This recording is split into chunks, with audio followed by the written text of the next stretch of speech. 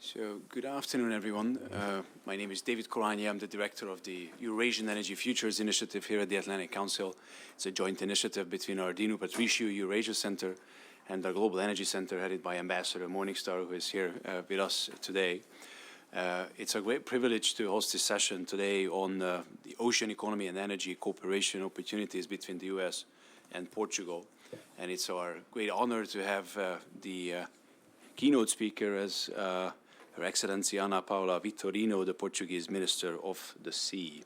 And we just discussed this before. This is probably one of the coolest titles I ever came across in all these meetings, particularly if you consider that Portugal is a country with very, very long historic maritime traditions.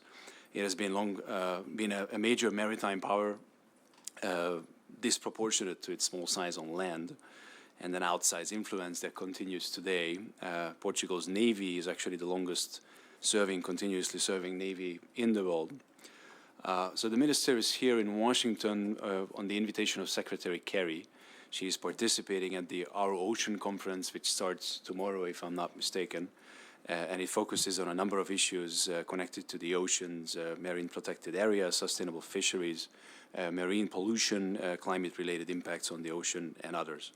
But she also kindly agreed to join us here at the Atlantic Council in advance of the conference to discuss energy-related developments, offshore energy developments in particular in Portugal, and flex some cooperation opportunities between Portugal and the United States. Portugal is quite rarely in the headlines, at least here in Washington, when it comes to energy issues. But in my mind, it has a fantastic story to tell. And it's a critical country from an energy security perspective, both in a European and a transatlantic context. It is at the forefront of the energy transition. If I'm not mistaken, in May, there was almost 4 days that the country was run, the entire grid was run on renewable energy, a combination of solar, wind, and hydro, which is a huge accomplishment and is playing a leading role in the energy transition. Chenier's first shipment to Europe landed in Portugal as well. So Portugal plays a major role in the gas markets as well. And it has, as the Minister will talk about it in a second, a great potential in offshore resources from oil and gas, methane hydrates, and also potentially minerals, rare earths, and others. And possibilities to rapidly develop its offshore wind resources as well. So again, we are very pleased to have Minister Vitorino with us. She has a very impressive background in engineering, transport, infrastructure, and logistics. You all have her bio. I believe you received it via the email, so I'm not going to go through the details. I remind you all that this is an on-the-record event. We are, in fact, live webcasting it. For those of you who do Twitter, please use the hashtag #ACEnergy. And after the Minister delivered her keynote remarks, I will turn to Bina Hussein, our Assistant Director, who will moderate the discussion. We have an hour, so let's get this going. Madam Minister, the floor is yours. Thank you. Hello, everybody. I'd like to, first of all, to thank you for the invitations to be here. It's very, very interesting for us to connect the two events here in Washington. I believe it's very important the conference that is going to start tomorrow. Actually, this afternoon, with the reception. That's the best part. Do you think so? No. And I'd like to say that it's very impressive to say I'm the Minister of the Sea. The Mr. Ambassador some minutes ago said, well, it will be very interesting to be the Minister of the Sea. Yes, it's very interesting, especially because we can talk and develop a lot of different issues that usually are not connected. But it's very useful to start to connect these kind of issues. But I'm going to focus in this conference, and I'd like to start to say that the ocean energy and rare earth mineral security has the potential to become a valuable strategic cooperation policy area between Portugal and the United States. There are a lot of issues that can be developed to strengthen the relationship between the United States and Portugal, but one of these areas is especially the ocean energy. At the minimum, it is a logical consequence of the major transatlantic geopolitical elements that connect both countries.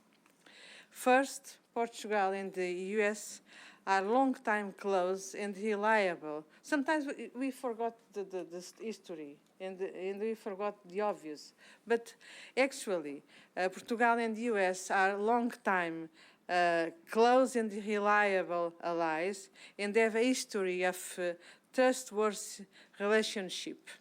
Both are founding members of NATO. And by these days, we don't have to forget these kind of things. Second, Portugal is the European maritime frontier of the United States with the Azores archipelago, a distance of 4,000 kilometers between US and Portuguese shores as the main point of contact. During World War II and the Cold Water, Cold Water, no, it's not water, Cold War. I always speak about water, about oceans, but no, this time it's Cold War. The large military base is the archipelago played a very important role in these two situations. And I believe in the future it will be very important too. Third, the US and the largest ocean territory in the world with an exclusive economic zone of nearly 11.5 million square kilometers. However, this is the biggest one, but however, Portugal is a very small country, but it is the 20th largest oceans territory in the world, comprising an EEZ of nearly 2 million square kilometers. Because we have the two archipelagos, Madeira and Azores, so we have a very large EEZ. This maritime territory will probably increase twofold in the United Nations extension of the Portuguese Continental Platform proposal, if it is approved, our proposal. And if it is approved, an area equivalent to the size of the Indian subcontinent will be our EEZ. When considering these geopolitical elements and the current energy and minerals challenge of the North Atlantic, Portugal and the US will potentially gain a lot in building a new cooperation framework for ocean energy and mineral security in the following 4 strategic areas: liquefied natural gas trade, ocean energy, methane hydrates, and deep sea mining. The first, the LNG trade defines the first vector, the new line of cooperation. It's a new area in Portugal that it's important for us, but it's also important for the relationship between Portugal and the US. 2015 study published by the Energy Security Program of the Luso-American Foundation for Development, FLAD, stated that by accounting for the annual additional production of gas in the US and in certain African countries, Europe may be able to mitigate its dependence of Russian gas imports and thereby adopt a maritime-based supply system instead of relying on land-based pipeline networks.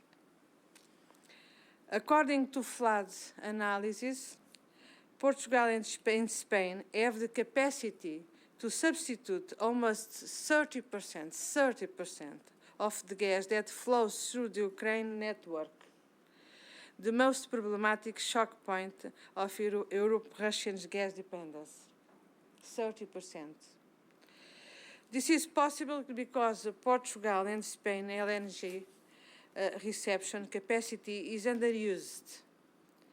A recent report, Surging Liquefied Natural Gas Trade, published by the Atlantic Council, stressed this fact, stating that European policy officials should launch initiatives that connect underused terminals of Portugal and Spain to the market of Central and Eastern Europe via pipeline.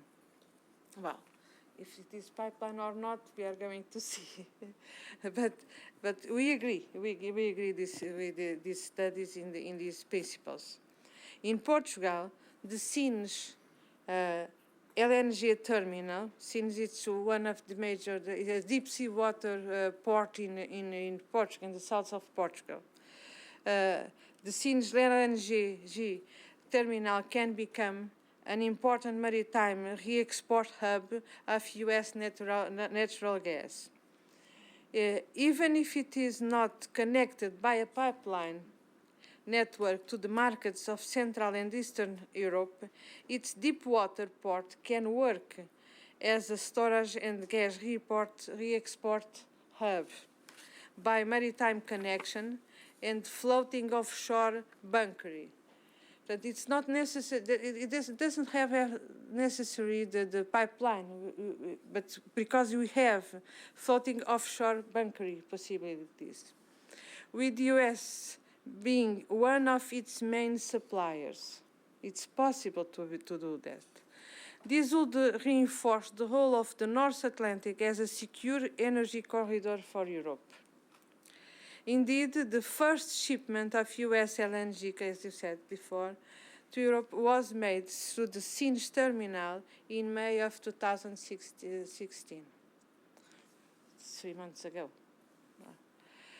Ocean energy technology and innovation is the second area of cooperation. Ocean-based renewable energies, especially floating offshore with wave energy, stand as a second area where the US and Portugal can enhance energy cooperation. Floating offshore with, floating offshore, it will be easier if I could speak in Portuguese, but I believe it for you to be very, very, very bad because you couldn't understand anything that I should say.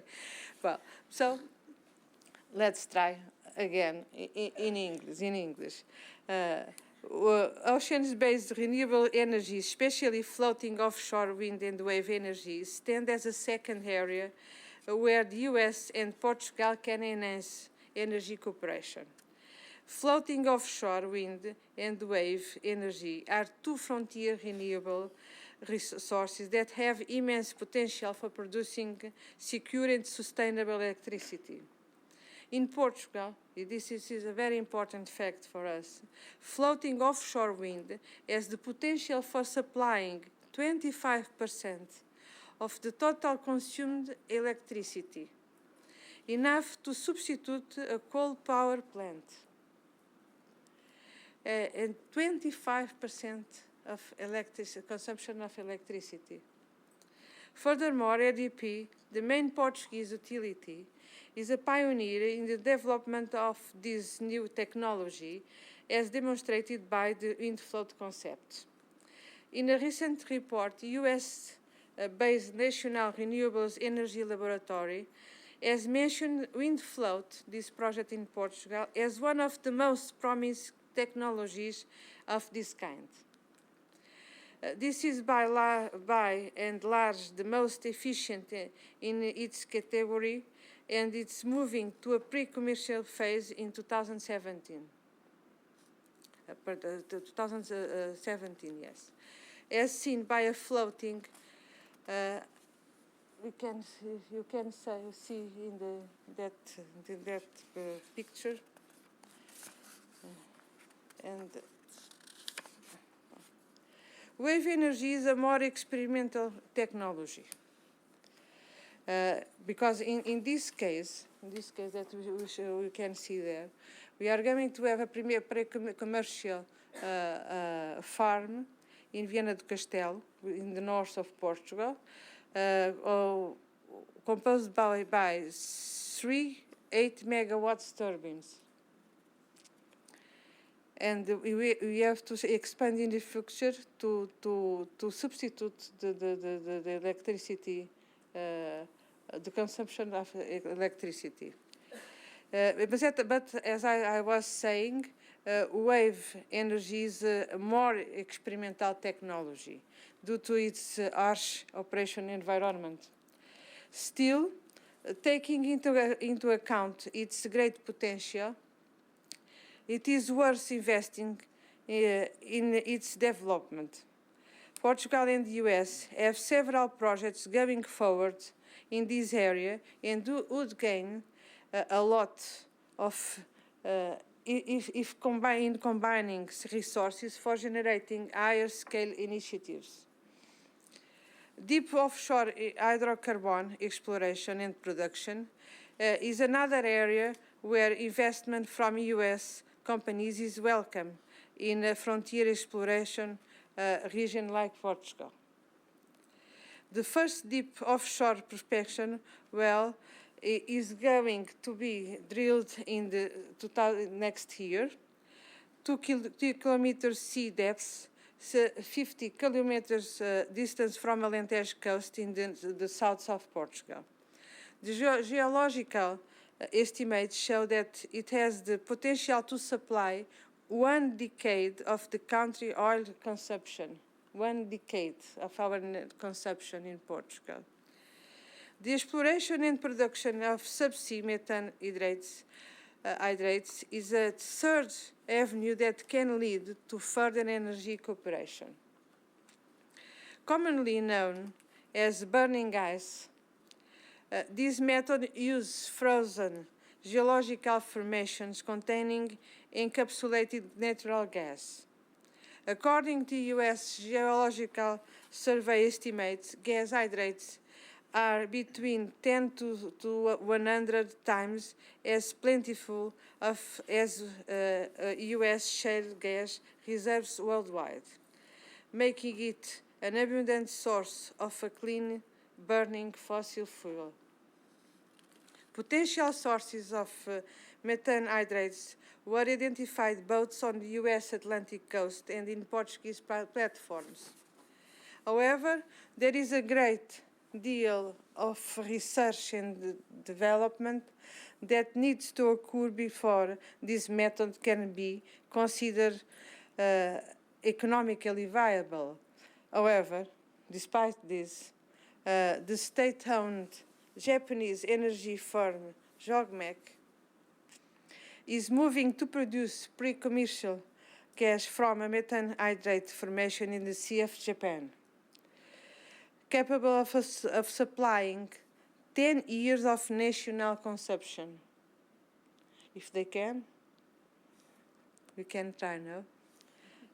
It would not be an exaggeration to state that methane hydrates are seen as a future source today as shale gas was 15 years ago. A final area of strategic cooperation is more long-term, deep-sea mining of rare earth metals. These are minerals of high strategic value because they are critical for a series of industrial appliances in many sectors: renewable energies, information and communication technologies, and electrical mobility, for example, but also for health industries and como é que se diz? Beleza. Cosmetics, yes, cosmetics industries. Well, it's important for a very huge lack of industries. Presently, 90% of the world supply of these mineral resources is concentrated in onshore mining in China. More than 50% of the current world supply of lithium is in Bolivia. Since developed economies are migrating to an electrified, renewable-based and information-driven energy system, if new sources of rare earth metals are not developed, the result will be the creation of new and potentially dangerous geopolitical dependencies. Recent research into the Portuguese oceanic platform identified that its deep sea is equivalent in size to Europe with the most quantities of rare earth metals available. There is a great potential in Açores hydrothermal vents, in the Madeira Abyss, and in the Portuguese continental margin. Nautilus Minerals, a Canadian firm, plans to start exploration into the Azores area next year.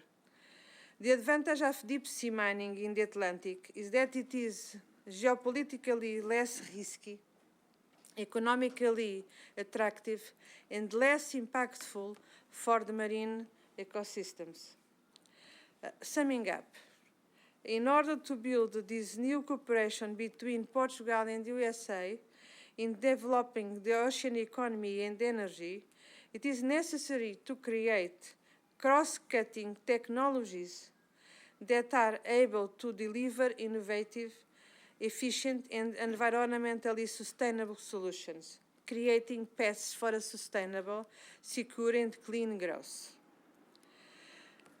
We don't have, we can speak, we no more can speak about growth without saying sustainable growth. That's why it's so important to have these kind of actions together. Portugal and USA can join efforts in creating value in this kind of technologies that supports the offshore technology clusters, shipbuilding industry, fossil energy and mineral resources, offshore renewable energies, and offshore biological resources. These technologies can be for high-value knowledge based in areas like subsea engineering, underwater robotics, platforms support vessels, innovative structural engineering, and supercomputing solutions. It's all areas that we can develop together and to do Atlantic North Corridor of knowledge. To conclude, a strategic cooperation between Portugal and the US in ocean energy and minerals security is not only possible, but also serves as a pragmatic and necessary policy that will have a significant contribution for securing transatlantic prosperity. You are our neighbors in the other side of the oceans, and we are our neighbors, your neighbors in the other side of the oceans. That's why it's so important to work together and have a secure corridor in the Atlantic North. Thank you. Thank you. Thank you, Madam Minister, for this very inspiring, concise, and very ambitious presentation. I wish you all the best. I hope it all comes together. If it does, Portugal will genuinely be the next energy superpower. We have a poet that say, "I have all the dreams in my heart." And I'll be able to put it on together and transform dreams in reality. It's a beautiful line. So let me just turn it over now to Bina Hussain, who is going to have some pointed questions, follow-up questions to your presentation, and then she will help you engage with the audience, and I'm pretty sure that there will be good questions too.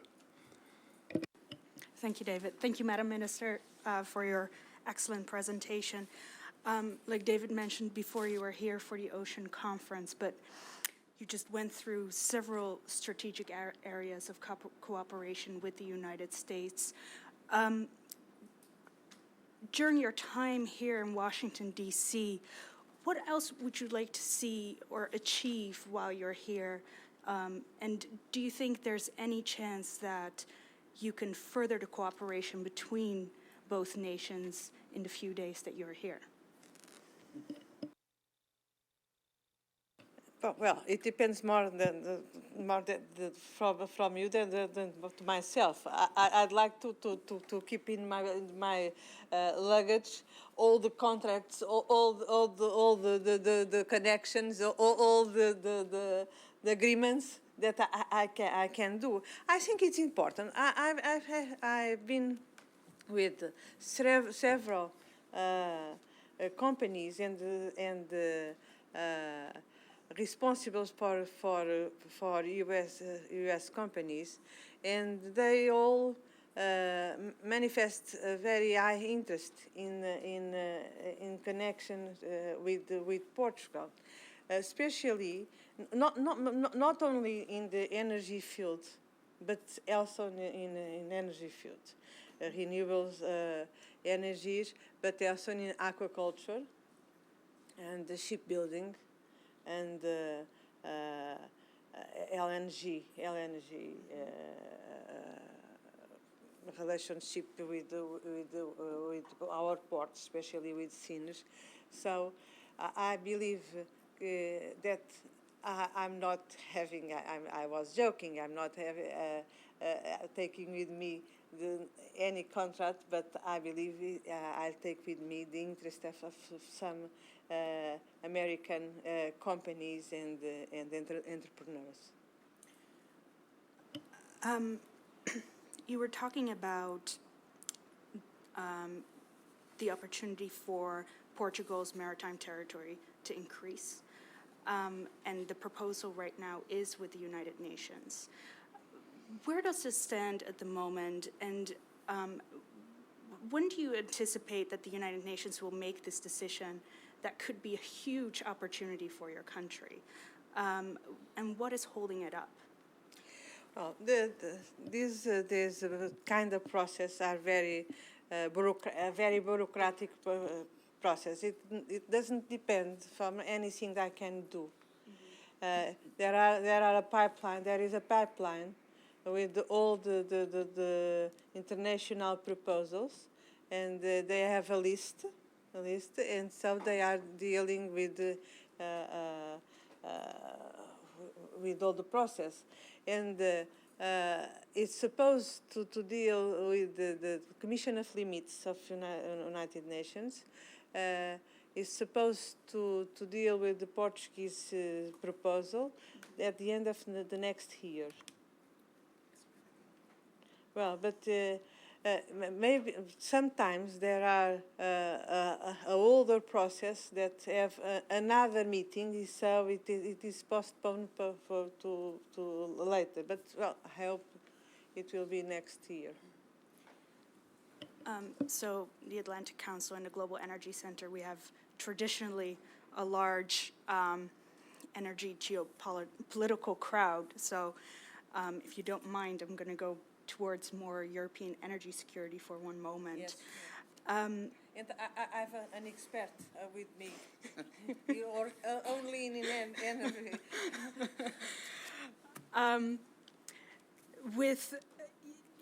You mentioned that Portugal and Spain together have the capacity to substitute almost 30%, yes, which is huge, 30% of European energy imports from Russia. But from what I understand, and I've been reading up on this a little bit, France's Regulatory Energy Commission recently argued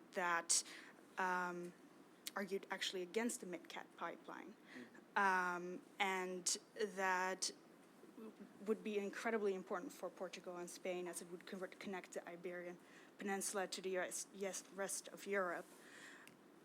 Could you perhaps elaborate on this? What are the real issues when it comes to connecting Portugal and Spain to the rest of Europe?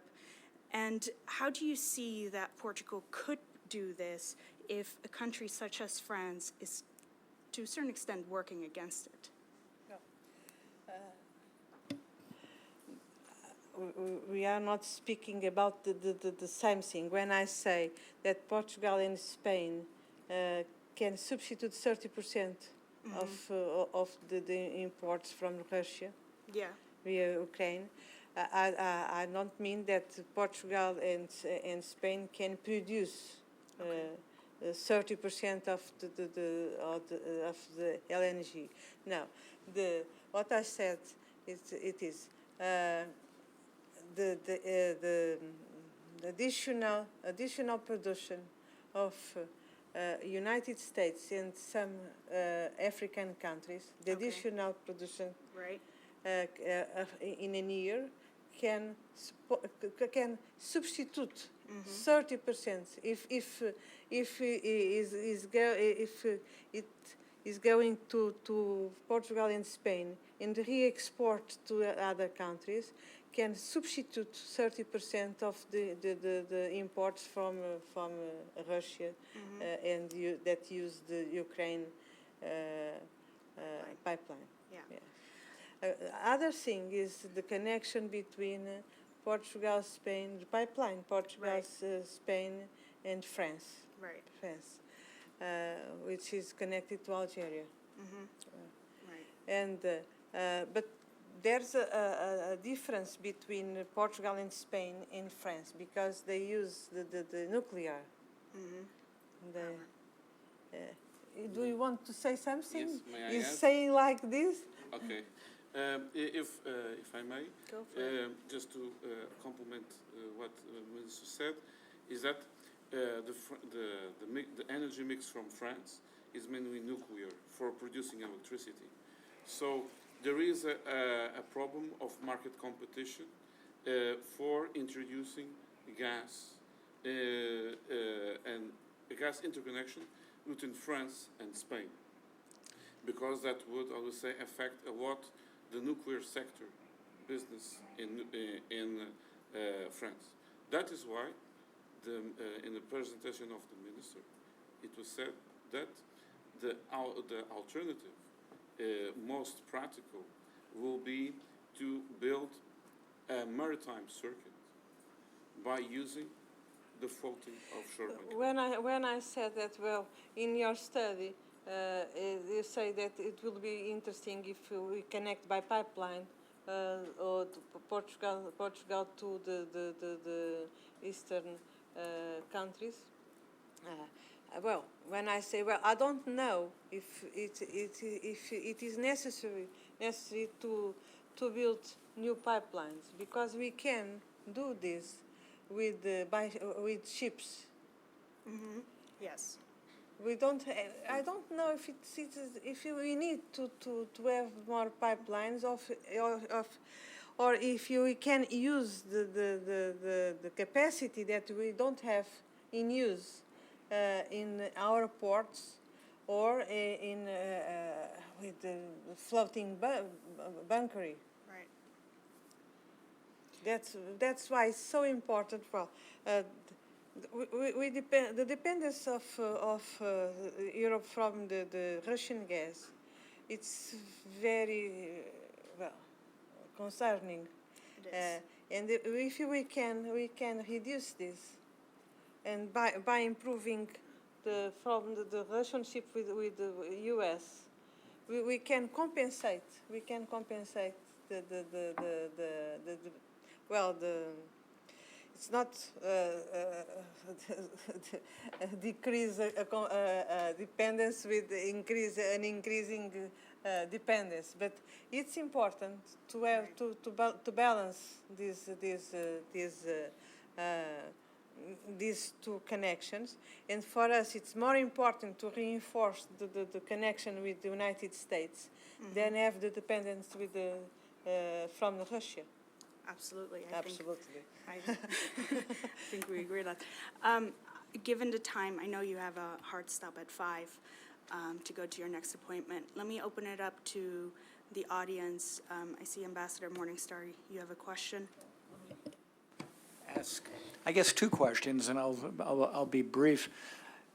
given your comments about the importance of LNG to Portugal and the rest of Europe as an antidote to so much dependence on Russian gas, is Portugal taking a position with respect to the Nord Stream 2 pipeline, which would cross the Baltic, that would, at least we would argue, increase dependence on Russian gas and could have an adverse effect on LNG?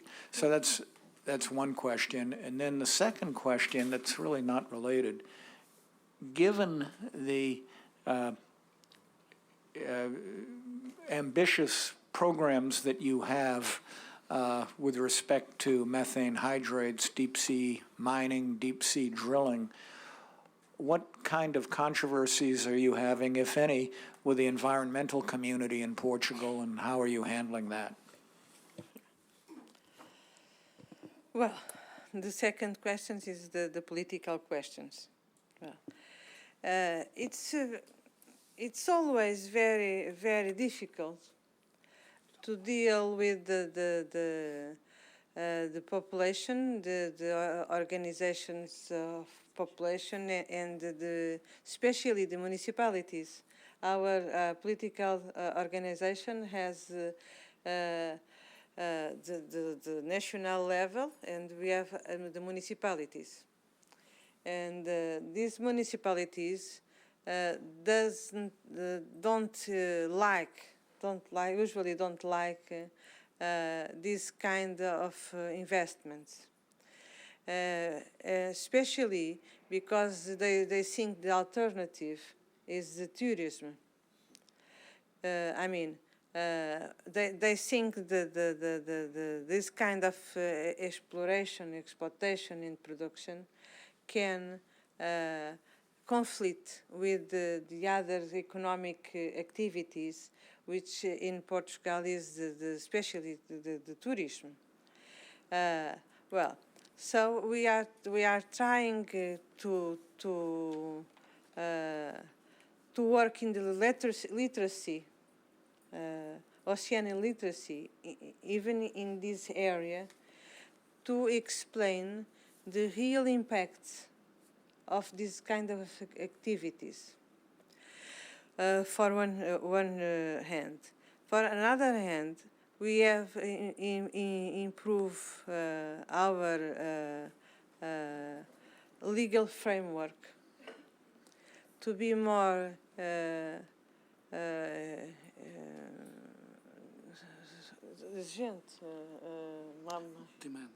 more demanding, because we have European legislation, but we also have more demanding legislation in Portugal. So we want to do this kind of activity, but we want to do it safe.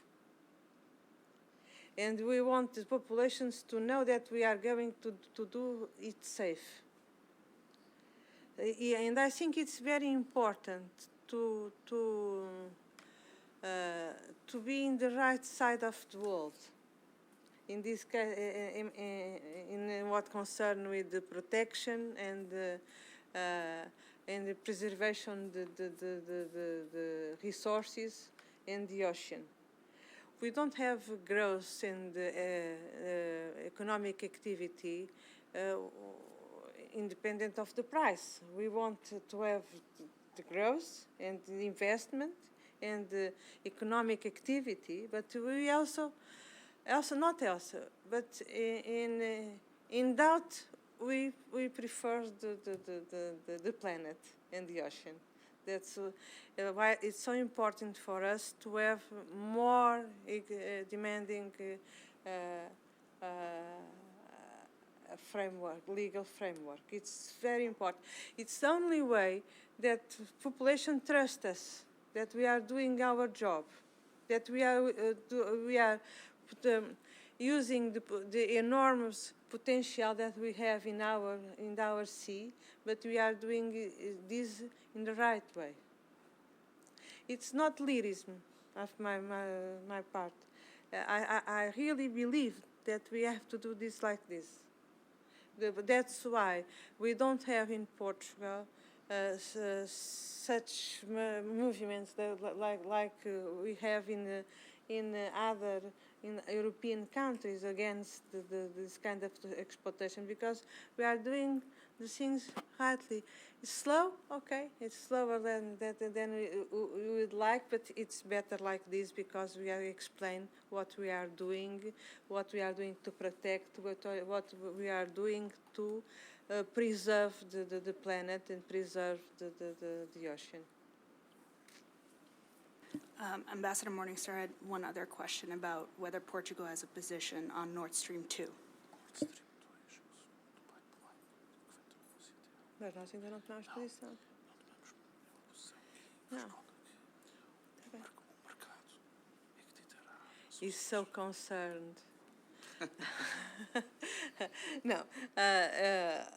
I was saying to Ruben that we didn't have any position yet about this, but of course it's important to have alternatives.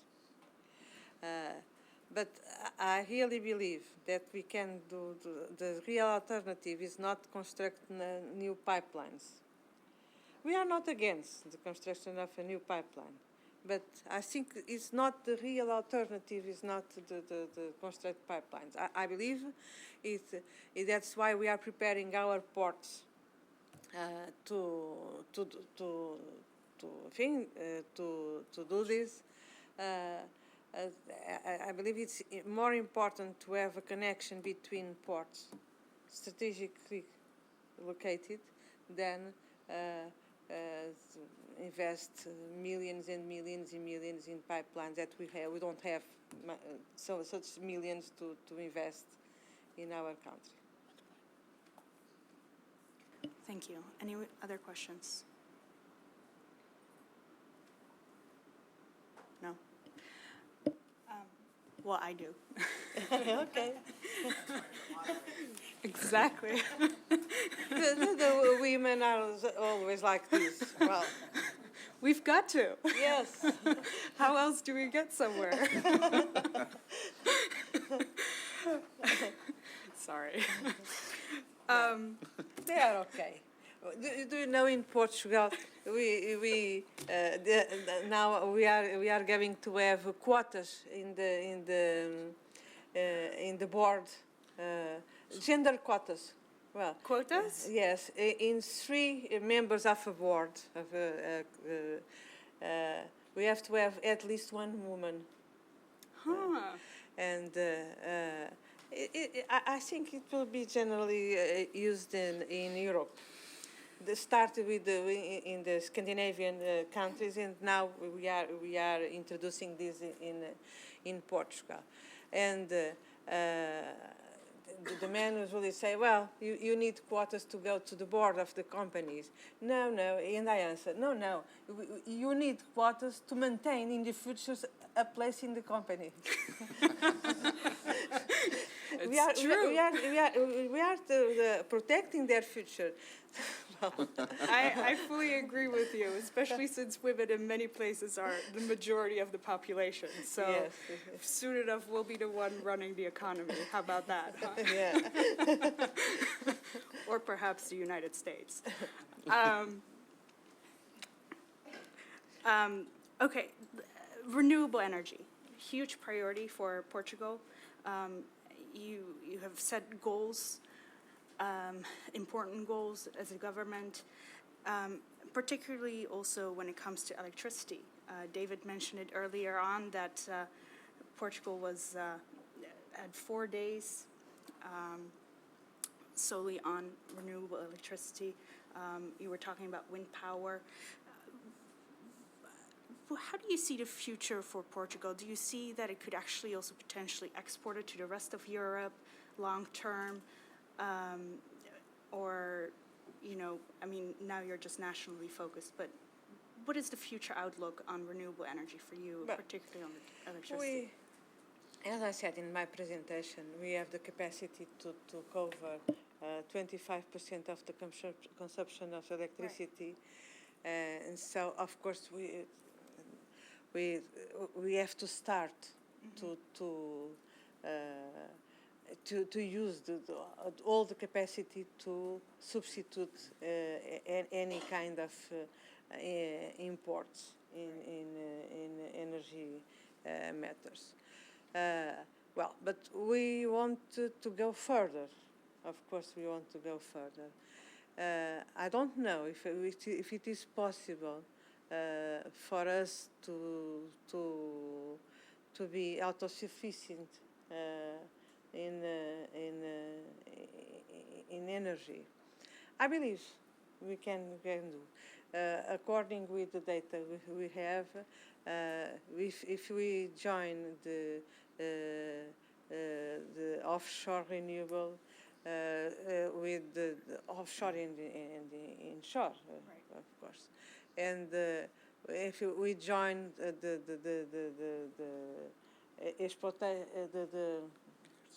eu quero a exploração dos Como? A exploração de petróleo.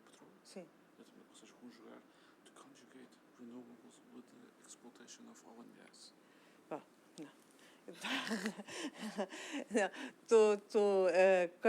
To join all the possibilities that we have, mineral, gas, oil, renewable. I believe we can reduce substantially the dependence that we have from the outside, and especially we want diversificate our sources. But I believe that this kind of to diversificate this, it's important not only in Portuguese point of view, but in strategic point of view. I think it's important for us to play always the two perspectives in our decisions, because it's not only important if Portugal cover 50 or 60% of our needs of energy. It's important, of course, it's important for us, but it's not irrelevant if the other part, it comes from Russia or comes from United States or comes from another allies. That's why it's important for us to preserve always the geopolitical point of view. It's always important to maintain this. It's not, you can ask, well, she has to be more concerned with her country. Well, I'm concerned with, that's why I think it's important to have 2 points of view, the national and the geostrategic point of view, because it's also a question of preserve our country, to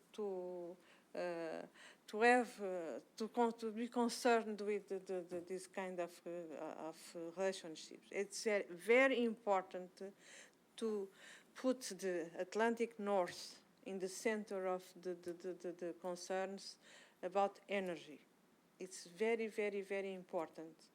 It's so important as the other countries are concerned with the other part, the other extreme of Europe.